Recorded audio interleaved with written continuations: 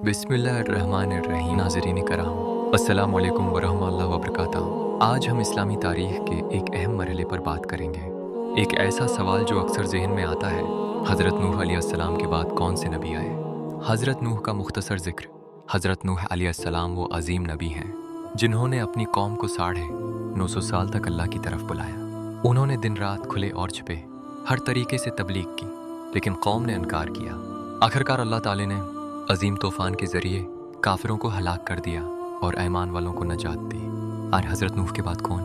नाज़रीन, हज़रत नूह के बाद अल्लाह ताला ने एक नई कौम की तरफ एक नए नबी को भेजा, और वो नबी थे हज़रत हूद अलैहिस्सलाम। कौम आद का तारुफ। हज़रत हूद को कौम आद की तरफ नबी बनाकर भेजा गया। कौम आद बहुत ताकतवर थी, मजबूत जिस्म, ऊंचे स्तूनों वाले महलात, बड़ी ज़मीनें और बागात। कुरान कहता है कि इन जैसी कौम इससे पहले पैदा नहीं हुई थी, लेकिन ताकत के साथ उनके दिलों में गुरूर आ गया था। कुरान में हज़रत हूद का जिक्र अल्लाह ताला कुरान मजीद में फरमाता है, और आद की तरफ उनके भाई हूद को भेजा। सूरह अल-आराफ 3।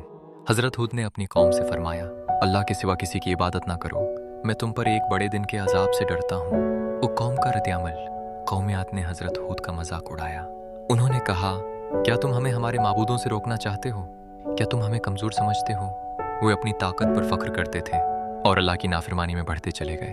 अल्लाह का अजाब। जब कौम आद ने हद पार कर ली तो अल्लाह ताला का हुक्म आया। कुरान बताता है कि कई दिनों तक सख्त और ठंडी आंधी चलती रही, हर चीज़ तबाह हो गई। अल्लाह ताला फरमाता है, हमने उन्हें ऐसी आंधी से हलाक कर दिया जिसमें हर चीज़ बर्बाद हो गई, लेकिन हज़रत हूद और ईमान वाले महफूज रहे। वे हमारे लिए सबक। नाज़रीन, इस वाक़ये में हमारे लिए बड़े सबक हैं। ताकत और दौलत हमेशा नहीं रहती। गुरूर इंसान को तबाह कर देता है। अल्लाह के नबियों की नाफरमानी हलाकत का सबब बनती है। नजात सिर्फ ईमान, आजिज़ी और इताअत में है। यह इख्तिताम। हज़रत नूह के बाद हज़रत हूद आए, और उनके बाद हज़रत सालेह, हज़रत इब्राहीम और दीगर अनबिया तशरीफ़ लाते रहे।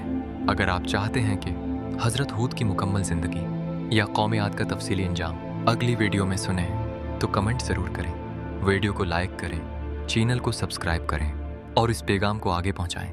जज़ाकल्लाह खैर।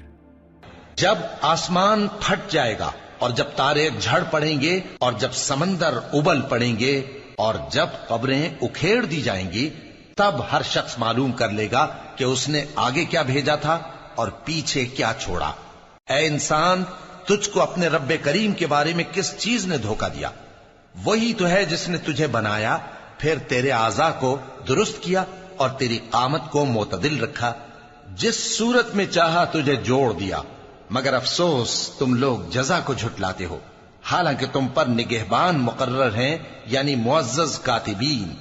जो कुछ तुम करते हो वो उसे जानते हैं। बेशक नेकूकार नेमतों की बहिश्त में होंगे और बदकिरदार दोज़ख में, यानी जज़ा के दिन उसमें दाखिल होंगे और उससे छुप नहीं सकेंगे।